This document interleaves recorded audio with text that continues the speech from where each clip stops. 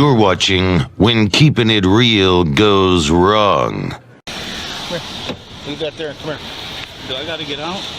Yeah, you have to get out. All right, sir. I mean, put that over there and get out. No. Come on, sir, please. Can I get out? Can you give me a second? You're going to get a resisting if you don't step up. Sir, I'm still in my seatbelt. All right, please. What are you doing, You got a warrant. I got a misdemeanor, man. Put your hand behind your back. All right, sir. Can I get out my seatbelt? No. Put your hand under the seatbelt. Undo the seatbelt. Please, sir. Undo the fucking seatbelt. I'm about to, man. What are you doing, Undo man? the seatbelt. Please, you're hurting me, man. Undo the seatbelt. Sir, please, man. Don't do this, man. I can't do this. Undo it. Man, my dad is gone, You're going to get tased. You're going to get tased. Please, don't do this, sir. Put your hand behind your back. Please, man. Please. Put your hand behind your back. Please, sir. Please. Undo the seatbelt. Undo the seatbelt. I'm begging you. Please, Undo the seatbelt. Don't do this. Undo the seatbelt. Ow. Undo the seatbelt. Oh, my God. Undo the seatbelt. Please, don't do this, sir. Undo the seatbelt. I'm sorry, man. Hey, by the way, I already turned your phone off.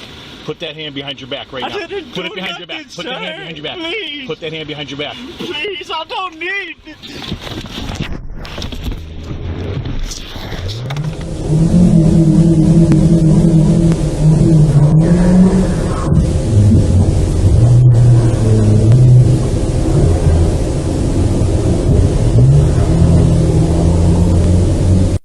Bye, Felicia. Thank you for watching, and make sure to subscribe for more amazing, entertaining, delightful, great disciple content. Tell me where the freak's at.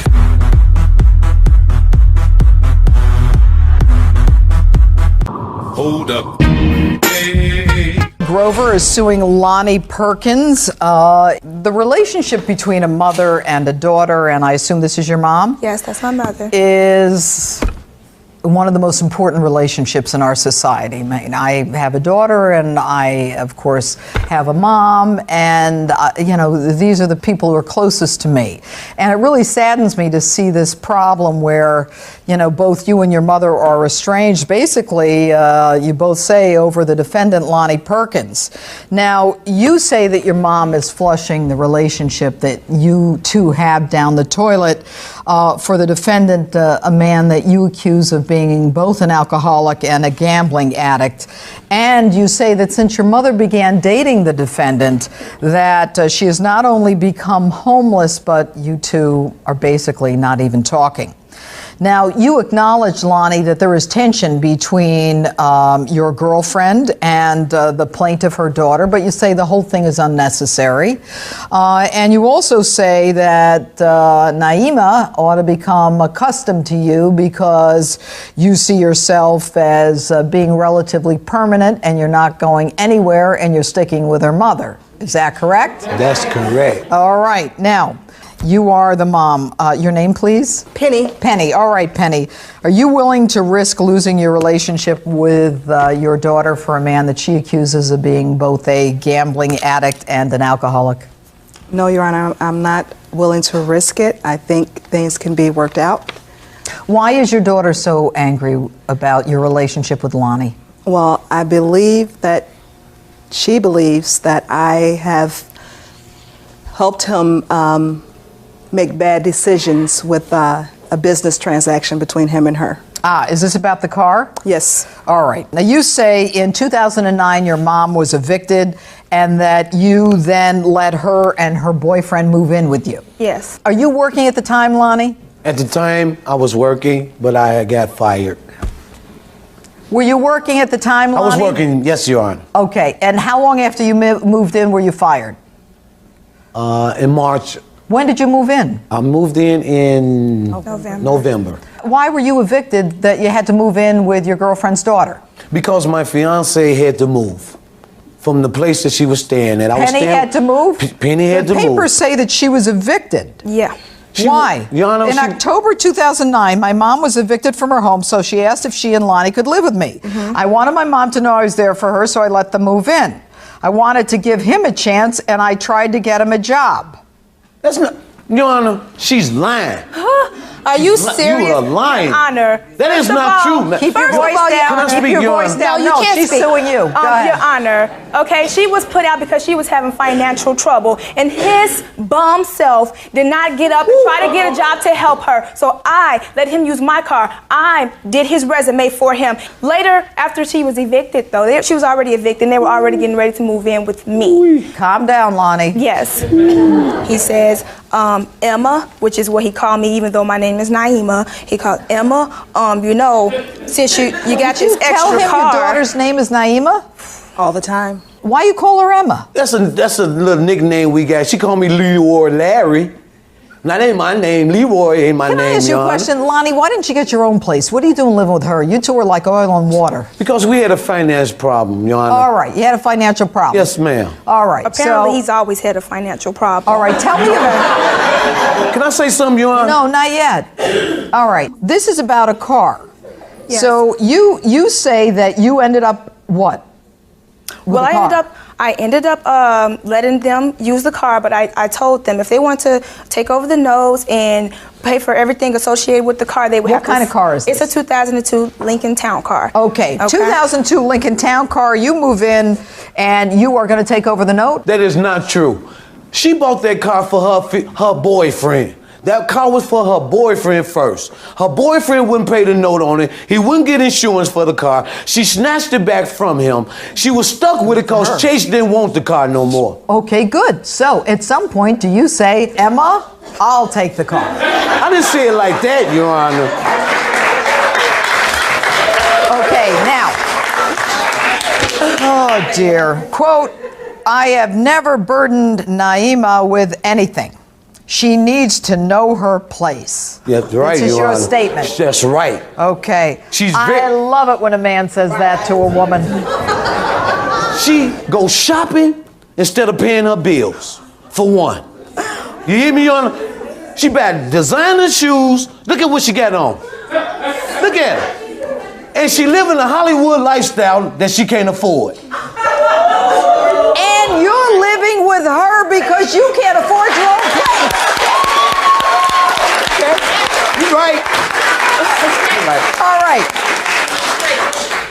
Now, this car, at some point, it goes back to her, I assume? Yes, ma'am. Why is that? Because I got tired of her nagging at me about the car. The car had insurance and everything. I had an accident. It wasn't my fault, Your Honor. You had an accident? I didn't, but somebody hit me. Were you in the car? Yes, ma'am. Then you were part of the accident. Yes, ma'am. Okay. Yes, ma'am. All right. Oh, my God. What am I looking at? Is this the car? This is the car. Yes, ma'am. Right? Where's the... In the front of the bumper. The fender was cracked. How did and this the happen? light- On the passenger side. I was see it. going down 79th. You know where White Castle is? All them lights and stuff? Oh, sure I do. It's New Year's Eve, And Your you're Honor. celebrating. And I was celebrating. And to you go home don't and get have a suited up drinking for my- problem. Going out to party. I had 30 minutes to dress, Your Honor. 30 minutes. That accident spooked me and I went home. I said, I'm not going out. And you're not celebrating. I celebrated by myself. She did. Where was she? She wasn't there. What? I Where toasted was she? myself, Your Honor. Where were you? Her son's house. Why weren't you living with his son? Because they didn't want me there. Oh. The issue for the court is whether or not you owe her for the damage to the car, $858, for unpaid car payments, and for tickets. Tell me about the tickets. Okay, so pretty much when he first had the car, he got a ticket. He got the car in November. He had a ticket in November for a red light violation, meaning he ran a light. Wow. And he promised me he would pay that, which he didn't pay. Wow. And then he ended up getting some parking tickets that he left in the glove compartment when he returned my car to me a day after I asked for it back. He didn't even say anything about those tickets. They were in the glove compartment. And then just a couple can you other. prove that those tickets were gotten during the time that he was making payments on the car? If she can prove to the court that those tickets were gotten at the time that you were in possession of this lovely vehicle, then I can only assume that you're the one who got the tickets, unless you reported the car stolen and said that someone else had stolen the car and therefore is responsible for the tickets. Clearly, there are lots of tickets here. Can I speak, Your Honor? Yes, you can. In behalf of them tickets? Or yourself. On myself.